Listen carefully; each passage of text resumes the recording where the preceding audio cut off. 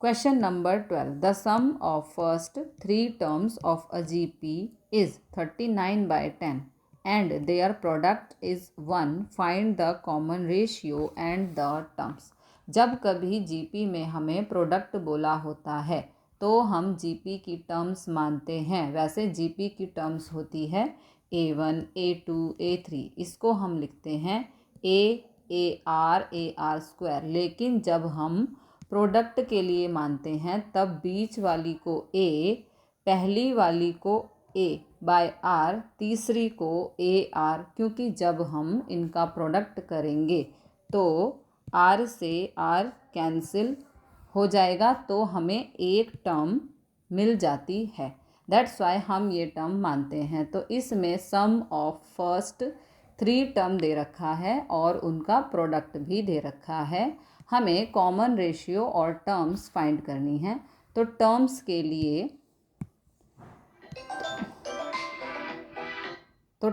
के लिए A R चाहिए, ए और आर दोनों की वैल्यू चाहिए। तो इसे हम सॉल्व कर लेते हैं।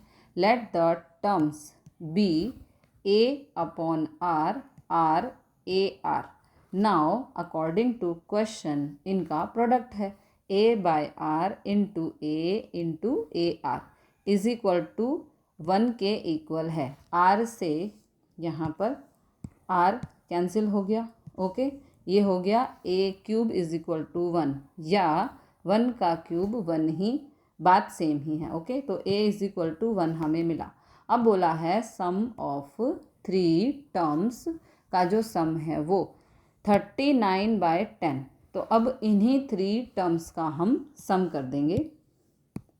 ये हमने सम किया और हमें गिवन है 39/10। अब यहाँ पे a की वैल्यू पुट कर देंगे जो आई है 1। ओके, a की वैल्यू पुट की, a की वैल्यू पुट की और a की वैल्यू यहाँ पर हमने पुट कर दी। ओके, तो 39/10। तो ये 1, ये जो 1 प्लस का है, अगर इसको इधर ले जाएंगे तो ये माइनस का हो जाएगा। 39/10 माइनस 1। ओके, तो यहाँ पर हम एलसीएम ले लेते हैं। ये हो जाएगा 1 प्लस आर स्क्वायर अपॉन में आर, और यहाँ पर एलसीएम लेंगे तो 39 माइनस 10 अपॉन में 10। ओके, तो ये हो गया 1 प्लस आर स्क्वायर अपॉन में आर, और 39 में से 10 को माइनस किया तो 29/10। Okay, now cross multiply.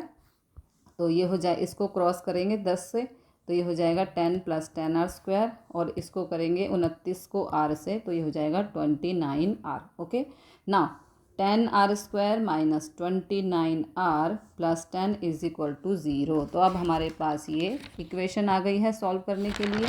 इस इक्वेशन को सॉल्व करेंगे, आर की वैल्यू फाइंड करेंगे। इसके लिए इसके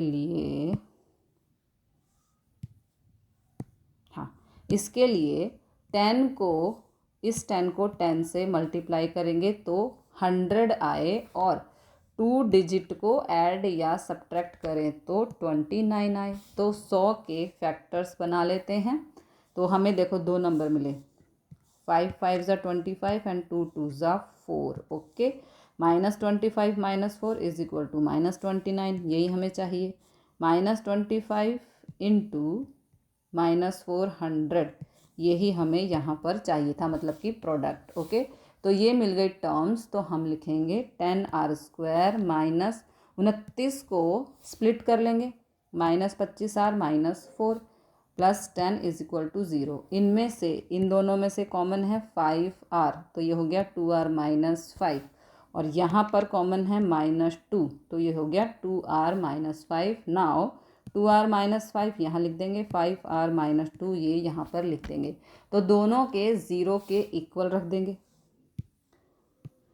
दोनों जो हमें टर्म मिली उनको हमने 0 के इक्वल रख दिया। तो -5 इधर आके +5, ये मल्टीप्लाई है, यहाँ पे आके डिवाइड। ओके, और ये -2 इधर जाके +2, ये दोनों मल्टीप्लाई, इधर आके डिवाइड। तो हमारे पास 2 आर आए हैं। अब दोनों आर्स के लिए सॉल्व करेंगे।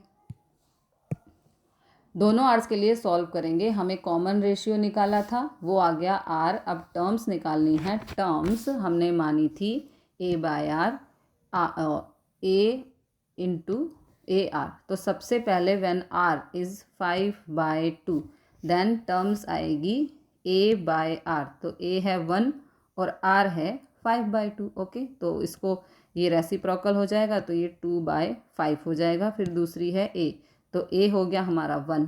ओके, फिर तीसरी है ए आर, तो ए का मतलब 1 और आर कितना है 5/2, तो ये हो गया 5/2।